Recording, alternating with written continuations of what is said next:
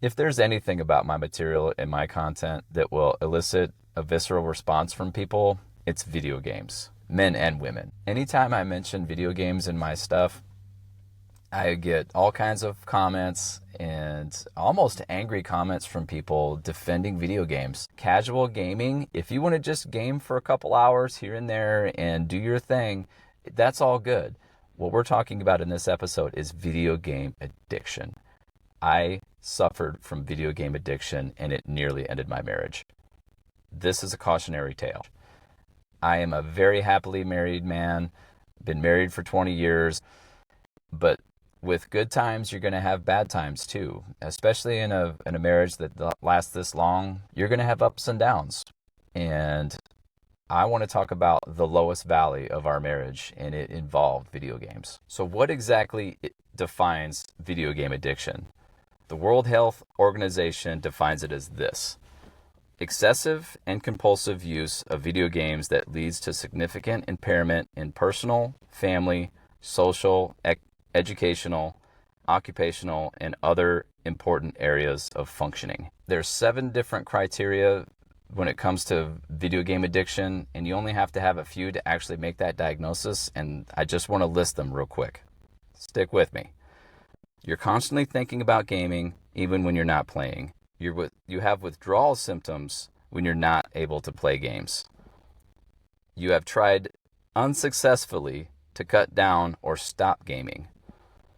You've lost interest in previously enjoyed activities and hobbies. You start lying to family members, therapists, or others about the extent of the gaming. Using games to escape from negative moods or problems.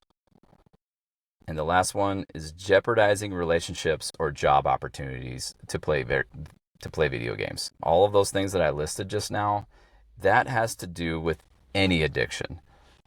Whether it be cocaine, whether it be alcohol, whether it be work, you can get addicted to just about anything if you have that right personality.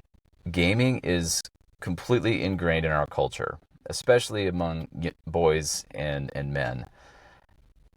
They've been around a long time. I grew up in the 80s. I'm a Gen X dude. So I grew up with Atari. I grew up with the original Nintendo. I grew up seeing the evolution of video gaming in my lifetime. Our generation is special that way, where we saw it from the very beginning and to now, where it's huge. It's everywhere. Gaming is everywhere.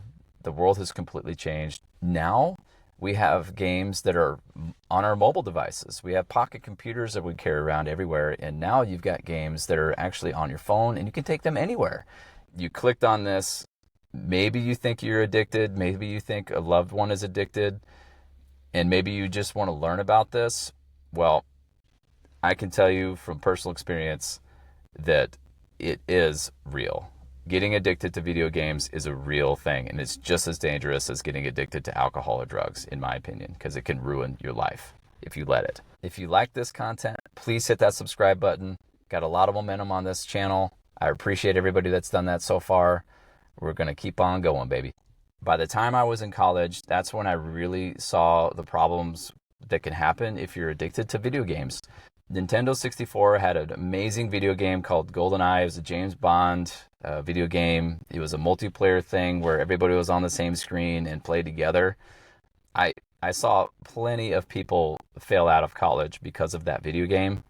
I didn't get addicted to that game personally because I was busy with my academics and I was having a good time, and I just casually played that game. By the time I got to professional school and our early marriage, when we first got married, PlayStation 2 was a big deal at that point. Okay, my wife hated it. If you're a lady and you clicked on this thinking that your guy is hooked on video games and you can't stand it, you're not alone. Wasn't truly addicted to it, but I spent more time on them than I should have, honestly, if I look back at it now. We had our first baby in 2008. I literally turned off the video games at that point because when you have babies, your life changes forever and for the better, in my opinion. And I had no time at all to turn the switch on. So I remember throwing away my PlayStation 2, just threw it away. I didn't want to sell it. I didn't want to do any of that. into that kind of thing. I just threw it away, threw the games away because I hadn't touched it in a year or two. My son was born in 2011, and that's when things came back. By the time he was about 4 years old, that's 2015, Captain America was really big at that point. Okay, so he dressed up as Captain America. He was walking around with his shield and having fun. And there was a video game on my phone that popped up. There was a little ad that popped up that said Contest of Champions. Marvel Contest of Champions. MCOC for short. All right. And that's when big trouble happened for me, because that was the first video game that I started playing on my phone, because I started playing that game because I wanted to get my son Captain America so he can play as Captain America. Well, that video game is kind of like roulette, where it was like gambling, where you couldn't just get Captain America. You had to earn him. It was like a little rotating roulette wheel, and it would come up on Captain America, and that's how you got him. Well, I had a little trouble finding Captain America, so I was starting to play, and quickly turned into an addiction. And I got into that game. I really enjoyed it, and I became very good at it. And I started playing kind of randomly in the restroom. Anytime I had a little bit of downtime, I would open up the game and I would start playing. Well, my addictive personality kicked in, and even though I had Captain America for my son that he could play, he really wasn't that interested in it. And he was more interested in playing dress up and doing normal things that 4-year-olds do, right? Well, I started playing the game on my phone, and I got addicted. Mobile games. If you don't know this, mobile apps that are games on your phone are designed to drain your time and your wallet. Period. All mobile games are designed to do that. Marvel Contest of Champions essentially was almost like a roulette wheel. It was gambling. You can only play the game so long before you run out of energy, or you need a currency within the game to purchase new stuff, to get more of an advantage, right? Then you start playing with other people. You start developing relationships with people on different apps because you play together. Marvel Contest of Champions had what they call alliances, which were, I think, 20 players, if I remember right, all together playing together in certain tasks, and you leveled your stuff up by doing that kind of thing. Well, mobile games get you hooked by making you feel like you have to buy these things, and you have to participate in these groups. That's how they hook you. Okay, you start developing online friends, and you feel like you're almost responsible. You can be an officer. You start running this kind of stuff, and that will really appeal to a personality like mine. I experienced that, and Marvel Contest of Champions was the lowest point of our 20-year marriage, for sure. The things that I listed about video gaming, I pretty much I qualified for all of the things that I was talking about. I don't lie. I'm a very upfront kind of guy, and I actually became very good at lying and hiding some of the things that I was doing at the time just to play. I spent a lot of money on this game, upwards of $5,000 on this app, and if that's kind of shocking to you, that was actually a small number compared to the other people that were in my group. I heard a number as high as $40,000. If that's shocking to you, it's real. That's real. I've experienced it, and thank God I snapped out of it. So I was lying to my wife. I was spending money. I was avoiding other tasks, other hobbies that I had. At the time, I've raced circle track stock cars and all kinds of race cars, and I was avoiding the shop work just so I could play. I remember actually taking my phone into the shop when I told my wife I was working on the race cars. Well, I was on my phone, and I would lie about it. And it was a very difficult time for me, and it was really the first real time that I dealt with addiction in my life. And it's real. It got a hold of me, and I couldn't stop. This episode is a word of warning for people. If you meet some of these criteria with the gaming addiction, you're not alone. Okay? You can stop. Absolutely. You just have to be determined and try to avoid your triggers. There are certain triggers that I had that would make me play, specifically the bathroom. If I went to the restroom, I would start playing and I would lose like an hour. Well, I finally defeated that addiction, and I will never have a mobile app on my phone designed for games ever again.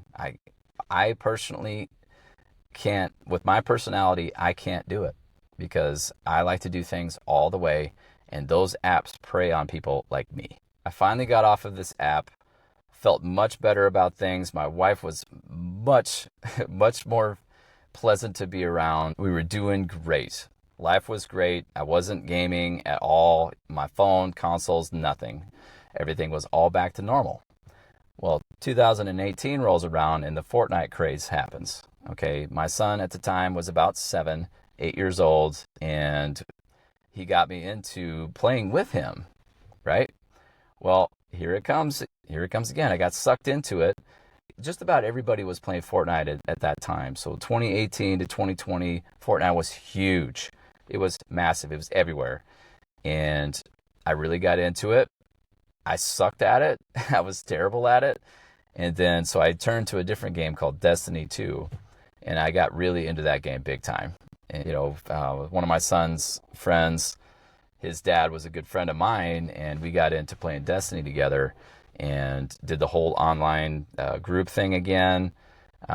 You start getting into, they call them clans in Destiny 2. It's the same thing. It's exactly the same stuff. It's the same playbook, and it got me hooked. You get friendly with people. You develop these friendships. But this one was different because it was one of my neighbors and a close friend of mine. Well, I got hooked. I got hooked on it. That was a point where my wife saw the addiction coming back, and it really messed with our marriage again. Went back into another valley. Intimacy was way down, and it really messed with things at that point. And I am here to tell you that even though we have an amazing marriage nowadays, and I'm here trying to coach you in my content, I have been through hard times when it comes to marriage and life. I talk to you about these things as a word of warning. 2015 was definitely the lowest point of our marriage. The lying, the spending the money, the time I was spending on the phone was 100% the lowest point of our marriage, specifically because of the lying. My wife did not like that. She had never seen that from me before, and it nearly ended our marriage. Did it end our marriage? No, we got through it. But you know what? That was the lowest point. Now I know what it looks like when it's bad, or I know what it feels like when it's getting bad. Can you get out of a low place like that in your marriage? Yes. It requires effort. It requires discipline, dedication. The key is to recognize your symptoms, the things that I was talking about, avoiding work, avoiding hobbies, lying, spending money, just avoiding anything in your life where you're trying to escape from the world, escape from your troubles, and just try to get lost in a digital world.